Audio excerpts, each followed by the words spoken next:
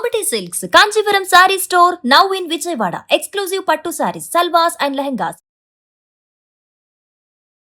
నమస్తే రమ్మగారు. నమస్తే జయ. రమ్మగారు, మనము గతంలో ఒక వీడియో చేశామండి దీపారాధనకి సంబంధించి. ఏ నూనెతో ఎన్ని ఒత్తులు వేయాలి, ఏ సమయం, ఇలా రకరకాల ప్రశ్నలన్నిటికీ మనము వీడియో రూపంగా చెప్పాం. మళ్ళీ కొన్ని ప్రశ్నలు వచ్చాయండి దీపారాధనకి సంబంధించే. దీపారాధన చేసేటప్పుడు చెయ్యకూడని పనులేంటి ఇంకా ఉన్నాయి. ముందు దీంతో స్టార్ట్ చేద్దాము, మధ్యలో నేను మళ్ళీ మిమ్మల్ని అడుగుతాను. చేయకూడని పండ్లు పనులు ఎవరితోటైనా మాట్లాడుతూ చేయకూడదు, శ్రద్ధగా చేయాలి. ఏదైనా శ్లోకమో స్తోత్రమో భగవన్నామ సంకీర్తనో దేవుడి పాటలు వింటూ చేయొచ్చు. ఒకవేళ మనకు ఆ శ్లోకాలు రావనుకో, మనం ఏదో కౌసల్య సుప్రజారామో ఏదో పెట్టుకుంటాం పక్కన. ఇప్పుడు అవకాశాలు ఉన్నాయి కదా, అది వింటూ దీపం పెట్టుకోవచ్చు. ఒకవేళ నీకు శ్లోకాలు అవి రాకపోతే కనుక ఎవరితోటైనా మాట్లాడుతూ కానీ ఫోన్లో మాట్లాడుతూ కానీ దీపారాధన చేయకూడదు. దీపం ఆరాధన ఎంతసేపు చేస్తాం? దీపారాధన అరగంట పట్టదు కదా, అర నిమిషం వ్యవహారం అంతే. ఏం చేస్తాం? దేవతారాధన ఎక్కడ చేసుకుంటామో ఆ ప్రాంతాన్ని శుభ్రం చేయటం, ఏరు ప్రతిరోజు చేసుకోవాలి. ఒకవేళ దేవుడిది ఏదైనా మందిరం లాంటిది ఉంటే మందిరాన్ని కొంచెం నిన్నటి పువ్వులు తీసేయటం, నిర్మాల్యం తీసేయటము, తర్వాత యువతల వైపు ఒకసారి కొంచెం తుడుచుకోవటము. పటాలన్నీ ప్రతిరోజు తుడవటము అందరికీ సాధ్యం కాకపోవచ్చు. ఏవో 2 పటాలు ఉంటే తుడుచుకుంటారు. 6 డజన్ పటాలు ఉండి విగ్రహాలు అవి ఇవి ఉన్న వాళ్ళు ఏం చేస్తారు? అందుకని పైన బయట భాగం తుడుచుకోవటం, మందిరానికి ముందు భాగం కాస్త నీళ్ళు చల్లి తడిబట్టి పెట్టి తుడిచేసుకుని ముగ్గేసుకోవటం, కడుక్కుని వేసుకుని పాతకాలంలో చేసేవాళ్ళు. ఇప్పుడు అవకాశాలు కొంచెం వేళల్లో తక్కువ ఉన్నాయి కదా, ఇది చేయటం. ఈ సమ్మార్జన అంటే ఈ శుభ్రం చేసేటప్పుడు మీరు ఏదైనా స్తోత్రాలు అవి మొదలుపెట్టి చదువుకోవచ్చు. ఇదంతా భగవదారాధనలోకే వస్తుంది. ఇల్లు ఉడవటం కాదు, దేవతా మందిరం శుభ్రం చేయటము, మందిరం ముందు ముగ్గేసుకోవటము దేవతార్చన కిందకే వస్తుంది. అర్చనకి సమ్మార్జన, తుడుపు అనమాట. అది ఏదైనా చదువుకోవచ్చు. ఈ ముగ్గు వేసుకుంటామా, చేతులు కడుక్కుని అప్పుడు ఓ దీపారాధన కుందు, ఓ పళ్ళెం, దాంట్లో దీపారాధన కుందుని పెట్టడం, 2 బత్తులు నలిపి సరిపడా మనకు కావాల్సిన సైజుకి చేసుకోవటం. దీంట్లో కుందులో నూనె కానీ కొబ్బరి నూనె, నువ్వుల నూనె, తర్వాత ఏమో మన నెయ్యో, మన అలవాటుని బట్టి మన అవకాశాన్ని బట్టి వేయటం, ఈ ఒత్తులు అందులో వేసుకోవటం. ఈ సమయం అంతా కూడా మీరు దీని మీద మాత్రం దృష్టి పెట్టుకోండి. చేయవలసిన విధి ఏంటంటే శ్రద్ధ. కాసేపు వేరే వ్యవహారాన్ని రానివ్వబోకండి, ఆలోచించొద్దు, మాట్లాడుతూ చేయబోకండి. చేస్తే భగవన్నామ సంకీర్తనే. ఒకవేళ మనకు శ్లోకాలు శాస్త్రాలు ఏమీ రావు, శ్రీరామ అనుకోవటం వస్తుంది కదా, శ్రీరామ శ్రీరామ శ్రీరామ అనుకుంటూ ఓకే నారాయణ కృష్ణ తండ్రి పరంధామాన్ని భగవంతుణ్ణి తలుచుకోవటం. నేను కూర్చున్నప్పుడల్లా అంటాను, నువ్వు అంతమందిని పిలుస్తారా అంటావు. అంతమంది నేను అవన్నీ చెప్పుకుంటూనే చేస్తా. పడుకోగానే కూడా నాకు అదే అలవాటు. ఇక వేరే దానికి తావులేదు. మనం నోటితోటి ఒక శబ్దం బయటకు వస్తుంటే బుర్ర ఇంకోటి ఆలోచించదు, ప్రధానమైంది అది. ఇప్పుడు వీటిని మనం నోట్లో అనుకుంటూ ఉంటే కొన్ని అంటాం, కొన్ని అనకపోతాం. అవునండి. పైకి అంటున్నాం అనుకో, దానికి ఏంటంటే అట్మాస్ఫియర్ బాగుంటుంది, మనకే అట్మాస్ఫియర్ బాగుంటుంది. ఇవన్నీ చేయలేము అనుకుంటే చక్కగా ఏ ఫోనో ఏ టేప్ రికార్డరో మనకి సిస్టమ్ ఉంటే అదో ఆన్ చేసుకుని అందులోంచి గోవిందనామాలు కేశవనామాలు ఏవో వినపడుతుంటాయి, అవి ఆన్ చేసుకుని ఈ పని చేసుకోండి. శ్రద్ధ చాలా ముఖ్యం. నువ్వు ఎన్ని దీపాలు పెట్టావు, ఎంత నెయ్యి పూసావు, ఏ నెయ్యి కొన్నావు, అవి ఏమీ కాదు, నువ్వు ఎంత శ్రద్ధగా చేసావు అనేది అత్యంత ముఖ్యమైన విషయం. ఓకే. వస్త్రధారణ ఎలా ఉండాలి రమ్మగారు? ఈ వస్త్రాలు ఎప్పుడు కూడా ఉతికిన బట్టలు పెట్టుకోండి. ఒక డ్రెస్సో ఒక చీరో దానికోసం ఉంచుకోండి. ఈ పూట వేసుకున్నాం, రేపు వేసుకోవచ్చు అంటే ఆ బట్టలతోటి మీరు అన్నం తినకుండా బయటికి వెళ్ళకుండా ఉంటే ఈ పూట దీపం పెట్టుకున్న బట్టల్ని చీరని విడిచి పైన పెట్టుకుని దాన్ని జాగ్రత్తగా ఉంచుకుని చేయొచ్చు. లేదా ఈజీ మెథడ్ ఏంటంటే పొద్దునే ఉతికిన బట్టలు వేసుకోండి, చకచకా దీపం పెట్టేసుకోండి, అప్పుడు ఈ బట్టలు మార్చేసుకోండి. సాయంత్రం ఇంటికి వచ్చాక వేసుకుంటారు అదే డ్రెస్, అదే చీర కట్టుకుంటారు. ఇలా ప్లాన్ చేసి కానీ ప్రత్యేకించి ఒకటి ఏదైనా ఉంచేసుకుంటే బెటర్ ఏమో కదా, ఉంచుకోగలిగిన అది అక్కడే అదే దేవుడి గది దగ్గర ఎక్కడో పైన మళ్ళీ ముట్టుకోకుండా, మళ్ళీ అల్మార్లో అన్ని బట్టల్లో కలిపేసేసుకోకుండా ఇట్లా ఉంచుకుంటే బాగుంటుంది. పాతకాలపు మడి పద్ధతి, ఆర్థడాక్స్ విధానం అనమాట. అదే ఇప్పుడు మేము దసరాలకి పట్టుకు మామూలు రోజుల్లో మడి గిడి నాకు కూడా ఏముండదు, మీలాగానే చేస్తాను నేను.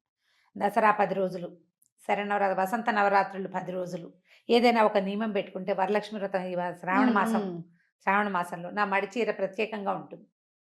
నేను ఆ మడిచీరే కట్టుకుంటాను. దాంతో మంచినీళ్ళు కూడా తాగను. పూజ అయిపోయాక మళ్ళీ చీర విప్పి పైన పెట్టుకుంటాను, మామూలు వేరే బట్టలు కట్టుకుంటా, మళ్ళీ రేపొద్దున దేవుడి గందరిలోకి అడుగు పెట్టేటప్పుడే ఆ మడి బట్ట కట్టుకుంటాం. అదొక పాత పద్ధతి. అదేలేండి. దానికి అవన్నీ విధానాలు, అలవాటు ఉండాలి, అవకాశాలు ఉండాలి. ఎవరి ఇంటి పరిస్థితులు బట్టి వారు వాళ్ళు. వారి మీరు అంత పద్ధతిగా చేయలేకపోయినా కూడా ఏ రోజుకు ఆ రోజు ఫ్రెష్ ఉతికిన బట్టలు మాత్రం వస్త్రధారణ అది పెట్టుకోండి. అండ్ ప్రాపర్గా అరకొర బట్టలతోటి దేవతార్చనకి కూర్చోకూడదు, తడి బట్టలతోటి కూర్చోకూడదు. తడి బట్టతోటి దీపారాధన అవి చేయకూడదు, మంచిది కాదు, అది అశుభం అంటారు. అవును. తడి తువ్వాలతో మగవాళ్ళు ఏం చేస్తారంటే, మగవాళ్ళ సంగతి చెప్పాలి. చాలా మంది తువ్వాలు కట్టుకొచ్చి స్నానం చేసి టవల్ కట్టుకొస్తారా, దేవుడి దగ్గర నిలబడి దండం పెట్టుకుని దీపారాధన, చాలా తప్పు, చేయకూడదు అట్లా. తడి బట్టలతో చేసే దీపారాధన ఎవరైనా మరణించినప్పుడు అశౌచంలో చేసే అది మాత్రం చేయబోకండి. ఫ్రెష్ లుంగియో ఏదైనా కట్టుకుని ఉపరి వస్త్రం ఒకటి వేసుకుని పైన అప్పుడు దీపం పెట్టించండి. మగవాళ్ళకి గనక ఇంట్లో దీపాలు పెట్టే అలవాటు ఉన్న వాళ్ళకి, దేవతార్చన చేసుకునే అలవాటు ఉన్న పెద్దవాళ్ళకి మనం చెప్పేది ఏం లేదమ్మా. అవునండి. అలా కాకుండా ఇది కేవలం ఒట్టిగా దీపారాధన చేసుకుని ఓం అని దేవుడికి దండం పెట్టుకునే వాళ్ళకి మాత్రమే ఇవి. ఆల్రెడీ మనకి ఇళ్లలో పద్ధతులుండి, మనకు అలవాటు ఉండి, మనం అదే వ్యవహారాలలో సంవత్సరాలు పండిపోయిన వాళ్ళకి మనం చెప్పేదే లేదు. ఇది లేటెస్ట్ పిల్లలకి. ఓకే. ఇంతకుముందు జీవితాల్లో ఈ వ్యవహారం లేదు, దీపం పెట్టుకుంటే బాగుంటుందని మనసుకు తోచి పెట్టుకునే వాళ్ళకి, ఇళ్లల్లో అలవాట్లు లేని వాళ్ళకి మాత్రమే సీరియస్లీ.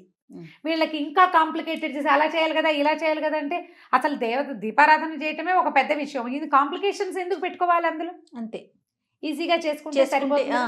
ఇలా శ్రద్ధ పెట్టి చేసుకుంటే సరిపోతుంది. మరి తలస్నానం చేస్తాం కదా రమ్మగారు, ఎట్లా తడి జుట్టు ఆరాలా లేకపోతే ఎట్లా? అది ఎట్లా? తలస్నానం చేస్తే తలకి పిడ పెట్టుకుంటారు చాలా మంది, టవల్ చుట్టేసుకుంటాం. నెత్తి మీద టవల్ తోటి దీపం పెట్టకూడదు. తడి జుట్టుతో నీళ్లు కారిపోతూ ఉండకూడదు. జుట్టు ఆర్పేసుకోండి సగపడైన. ఆరిన జుట్టుని కొంచెం సంస్కరించి ముడి వేసుకుని దీపం పెట్టాలి. జుట్టు విరబోసుకుని దీపారాధన చేయకూడదు. జుట్టులో నుంచి నీళ్లు కారుతూ తడి తలతోటి దీపారాధన అశుభం, అది మంచిది కాదు. అది మరణానంతర వ్యవహారాలు అవి. మనం రోజువారీ దేవుడికి చేసుకునేటప్పుడు మీరు ఇలాంటిది చేయాలంటే అమ్మ సమయం పెట్టుకోవాలి. ఆఘ మేఘాల మీద నీళ్లు పోసుకుని అలాగే నీళ్ళు ఓడుకుంటూ వచ్చి ఎలాగోలాగా దీపం పెట్టి అట్లా చేయొద్దు. మీకు భగవంతుడి పట్ల శ్రద్ధ, ఈ పని పట్ల ఆసక్తి ఉంటే టైం మేనేజ్మెంట్ ప్రాక్టీస్ చేయండి. 10 నిమిషాలు తల గబగబా పెట్టుకుని తుడిచేసుకోవాలి తలని. ఇప్పుడు నేను ఎప్పుడు ఇలాగే కనపడతాను జయ, ఇలాగే ఉంటా కదా. నేను జుట్టు పైకి పెట్టకుండా దీపం పెట్టుకోను, నా జుట్టు మడత పెట్టి ఉంటుంది. అందుకనే కొసలు నిలకలు తిరిగిపోయి ఉంటాయి. ఎప్పుడు అంటావా నువ్వు? ఎందుకు అంటే నేను స్నానం చేస్తే తల పైకి మడుచుకుని, నాకు కొసలు కిందకుండి దీపం పెట్టే పద్ధతి లేదు మా ఇళ్లలో. పైకి పెట్టాల్సిందే. పూజ చేసుకున్నా, ఏ పూజ చేసుకున్నా ప్రతిసారి నేను అదే చేస్తా.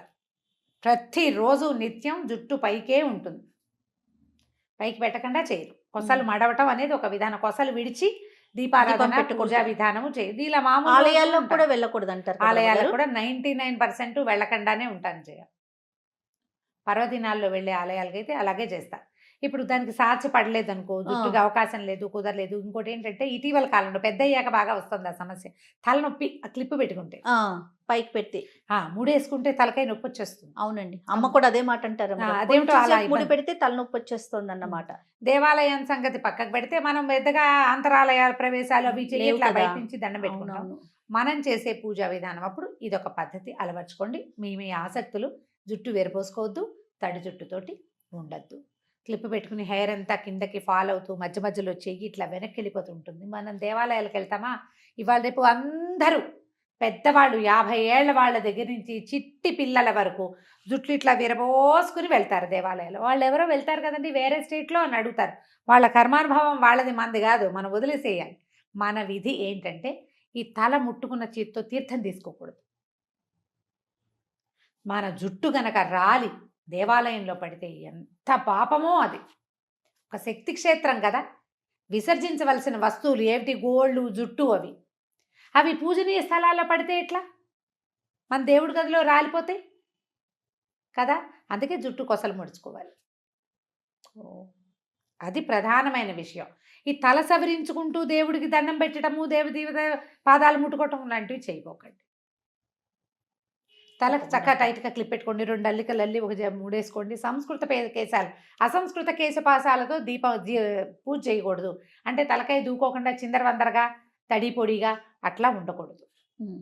కాస్త ఒకసారి పైపైన కొంచెం అట్లా దువ్వి కొద్దిగా చిన్న క్లిప్ పెట్టుకోవటమో లేదా కాస్త 2 అల్లికలల్లి కాస్త మడిచి పెట్టుకోవటమో చేసి దీపం పెట్టుకోండి. తర్వాత తీసేద్దాం, ఏముంది, అది ఎంతసేపు పడుతుంది. ఇది జ్ఞాపకం పెట్టుకోండి. అవకాశం ఉంటే చేయండి అమ్మా. ఇప్పుడు ఇందులో ఏంటంటే నేను 2 విషయాలు చెప్తా చేయండి. ఇవాళ రేపు ఎవరి ప్రయారిటీస్ వాళ్ళవి, ఎవరు ఎవరిని జడ్జి చేయకూడదు. ఈ 2 మన స్లోగన్స్. అవును. మన జీవితం ఇలాగే వెళ్తోంది. ఇప్పుడు పెద్దవాళ్ళు, మీ ఇంట్లో పెద్దవాళ్ళు ఉండి వాళ్ళకి ఈ విధానాలు ఉంటే చెయ్యండి. వాళ్ళని గౌరవించండి. వారిని గౌరవించకుండా వాళ్ళ మనోభావాలు, భగవత్ సంబంధమైన మనోభావాలు దెబ్బతింటూ మీరు ఏది చేసినా ఫలించదమ్మా. ఎప్పుడు వాళ్ళు మిమ్మల్ని ఏదో ఒకటి అనుకుంటూ ఉంటారు. ఎందుకు వచ్చింది? పాజిటివ్ ఎనర్జీ లేదు చూడండి. వాళ్ళకి నచ్చేలా చేయండి. మీరే ఉన్నారు, మీకేదో బాగా చేసుకోవాలని ఉంది, ఏదైనా ఒక మంచి మాట ఒకరిని ఫాలో అయ్యి ఆ ఫాలో అయిన ప్రకారం చేయండి. దాంట్లో నుంచి బయటికి వెళ్ళద్దు. నియమం గనక పెట్టుకుని పనిచేస్తే ఎంత అద్భుతమైన ఫలితం ఇస్తుందో నియమం. నియమం ఇచ్చిన ఫలితం తపస్సు ఇస్తుంది. బా. తపస్సు చేసిన వాళ్ళకి ఎట్లాంటి ఫలితాలు లభిస్తాయో నియమబద్ధంగా ఉండే వాళ్ళకి అలాంటి ఫలితం లభిస్తుంది. మీరు ఏ స్విచ్ వేస్తే ఏ లైట్ వెలగాలో మన ఇంట్లో తెలిసినట్టుగా మన జీవితంలో కరెక్ట్గా మనకి తెలుస్తుంది నియమం వల్ల.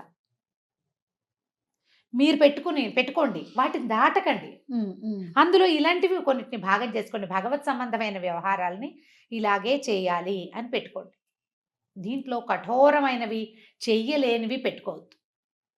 సులువైనవి మానకుండా ఉండగలిగేవి తీసుకోండి. అది దానికోసం తాపత్రయపడద్దు. భగవంతుడు ఎంత సులువైన నియమానికైనా లొంగుతాడు. ఆయనకు కావాల్సింది ఏమిటి? శ్రద్ధ, అంతే. అదే కావాలి. ఆ శ్రద్ధ ఆయనకి ఎంత అవసరమో మన జీవితానికి అంత అవసరం. ఇళ్లలో పెద్దవాళ్ళు ఉంటే ఖచ్చితంగా వారిని ఇప్పుడు ఈ వ్యవహారంలోనే మళ్ళీ ఇంకొకసారి చెప్తున్నాను, దేవాలయాలకి పిల్లలకి జుట్లు విరబోసి తీసుకెళ్ళద్దు. దేవాలయాలు మన సౌందర్య ప్రదర్శన క్షేత్రాలు కాదు. ఇంతంత బారుడు జుట్లు ఉన్న వాళ్ళు కూడా జుట్టు విరబోసుకుని గుడికి వెళ్తారు. ఇక్కడేవో పెడతారు 2 క్లిప్పులు, జుట్టు అంతా ఇట్లా కింద ఫాలింగ్గా ఉంటుంది. ప్రయోజనం లభించదమ్మా. జాగ్రత్తగా చేయండి. మనం ఎక్కడికి గుడికి వెళ్ళామంటే ఏంటి, మనం ఒక్క పవర్ స్టేషన్ లోపలికి వెళ్ళి బయటకు వచ్చినట్టు. ఎంత ఎనర్జైజ్ అయిపోవాలి మనం. మన ఎనర్జీని వేళ్లాడేసిన జుట్టు, మనం రాల్చేసిన వెంట్రుకలు లాక్కుపోతే ఎట్లా? అవి తీసుకోకూడదు కదా. ఈ జాగ్రత్త వహించండి. దీపం పెట్టేటప్పుడు కూడా ఇదే విధానాన్ని పాటించండి.